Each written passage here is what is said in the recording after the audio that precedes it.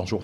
Je suis aussi aujourd'hui, c'est parce que je devais participer au comité des comptes publics où on allait déposer une motion de non-confiance à l'endroit de Justin Trudeau. Mais tout ça, maintenant, est tombé parce que Justin Trudeau, hier, a choisi de proroger le Parlement. Proroger le Parlement, pourquoi? Pour se cacher, pour ne pas faire face à la réalité de ce que les Canadiens et Canadiennes souhaitent, c'est-à-dire une élection le plus rapidement possible. Il n'a pas voulu faire face à la musique. Il a préféré agir comme un lâche et placer les intérêts de son parti et surtout ses propres intérêts avant ceux des Canadiens et Canadiennes. À un moment qui est très, très, très difficile, vous en conviendrez tous avec moi, dans 2 semaines, il y aura l'investiture d'un nouveau président aux États-Unis et la menace d'imposition de tarifs de 25 de frais de douane. Dans les régions du Québec, dans les nombreuses régions du Québec où il y a plusieurs PME, dont la survie même dépend des exportations aux États-Unis, c'est extrêmement inquiétant de voir l'état dans lequel le pays est actuellement dirigé, c'est-à-dire qu'il n'y a pas de dirigeant. Un premier ministre qui s'en va, un premier ministre qui quitte, une course à la direction d'un parti politique au lieu d'avoir une élection générale qui aurait pu nous donner dans 36 jours un nouveau premier ministre fort pour faire face, justement, à cette menace-là et pour mettre fin aussi à la souffrance des Canadiens. Je vous rappelle que Justin Trudeau et son administration, au cours des 9 dernières années, ont doublé la dette nationale, ont créé le chaos en immigration, ont créé le chaos aux frontières. La liste de tout ce qui a été brisé par Justin Trudeau et ses libéraux est tellement longue que ça prend des pages et des pages dans les journaux juste pour énumérer l'ensemble des choses qu'il a mal fait. Donc, la chose à faire pour Justin Trudeau, ce que les Canadiens souhaitaient, c'était de déclencher des élections. Et malheureusement, comme je l'ai mentionné tout à l'heure, on commençait le processus aujourd'hui, au comité des comptes publics.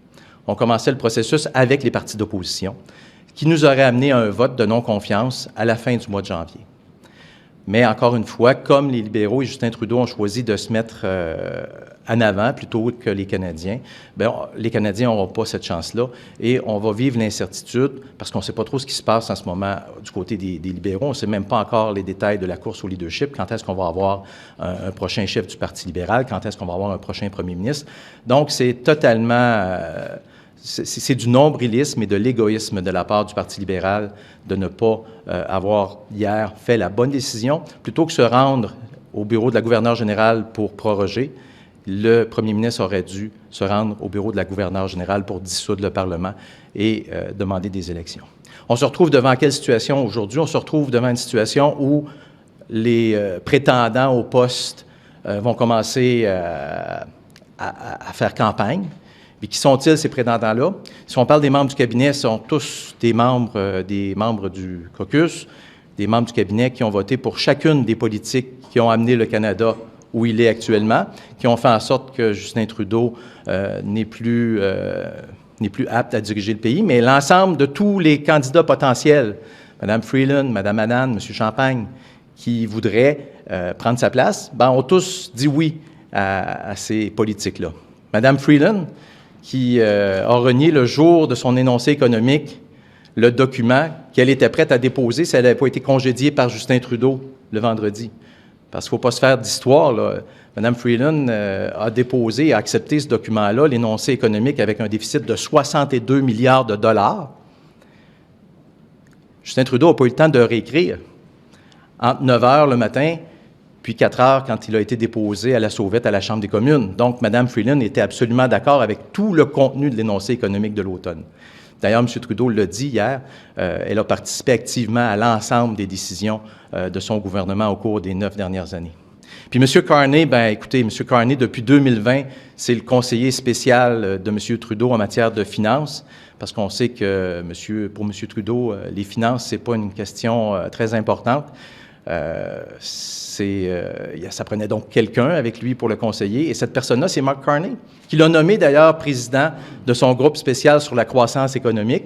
Donc, c'était le ministre des Finances fantôme qui conseillait M. Trudeau sans avoir à rendre des comptes aux Canadiens pour tout ce qui conseillait le premier ministre, tout en étant président d'une compagnie qui tirait beaucoup de profit de nombreuses décisions du gouvernement. Donc, on se retrouve aujourd'hui dans une situation où les Canadiens qui auraient souhaité avoir une élection se retrouvent devant un premier ministre qui n'en est plus vraiment un parce qu'il va quitter.